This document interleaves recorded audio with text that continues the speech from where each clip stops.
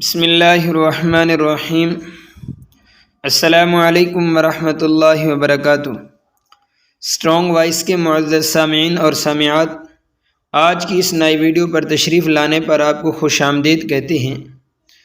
آج کی اس ویڈیو میں ہم بات کرنے والے ہیں ہجرت مدینہ کے متعلق اور ہجرت مدینہ کے حوالے سے 10 اہم ترین سوالات اور ان کے جوابات کے بارے میں۔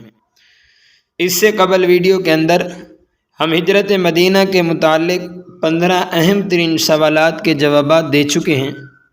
آپ نے اگر وہ ویڈیو نہیں دیکھی تو اس کا لنک آپ کو ڈسکرپشن میں مل جائے گا، تو آپ ان 10 سوالات کو سماعت کر لیجئے۔ آج کی ویڈیو کے اعتبار سے سوال نمبر 1 اور کل کی ویڈیو کے اعتبار سے سوال نمبر 16۔ سوال: آپ صلی اللہ علیہ وسلم نے کس سواری پر سوار ہو کر ہجرت فرمائی؟ جواب: قصوہ نامی اونٹنی پر۔ سوال: حضرت ابوبکر صدیق رضی اللہ تعالی عنہ کے گھر سے نکل کر آپ صلی اللہ علیہ وسلم کی پہلی منزل کیا تھی؟ جواب: غار ثور۔ سوال: غار ثور مکہ سے کتنے فاصلے پر ہے؟ جواب: تقریباً 5 میل 8 کلومیٹر۔ سوال: یار غار کس جلیل القدر صحابی کو کہا جاتا ہے؟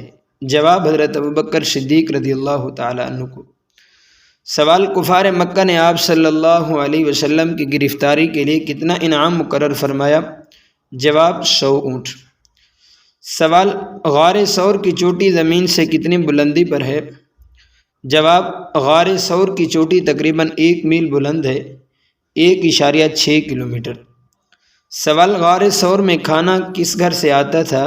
جواب: حضرت ابوبکر صدیق رضی اللہ تعالیٰ عنہ کے گھر سے۔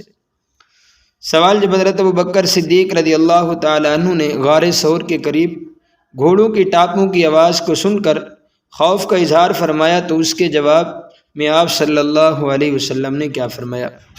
جواب: آپ صلی اللہ علیہ وسلم نے فرمایا، غم نہ کرو، اللہ ہمارے ساتھ ہے۔ سوال: غار ثور میں آپ صلی اللہ علیہ وسلم اور حضرت ابوبکر صدیق رضی اللہ تعالیٰ عنہ نے کتنے روز قیام کیا؟ جواب: 3 روز۔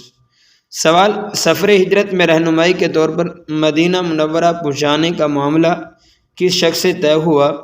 جواب: عبداللہ بن اریکہ سے، جو اس وقت اگرچہ مسلمان نہیں تھا لیکن بااعتماد تھا، صحرائی اور بیابانی راستوں کا ماہر تھا۔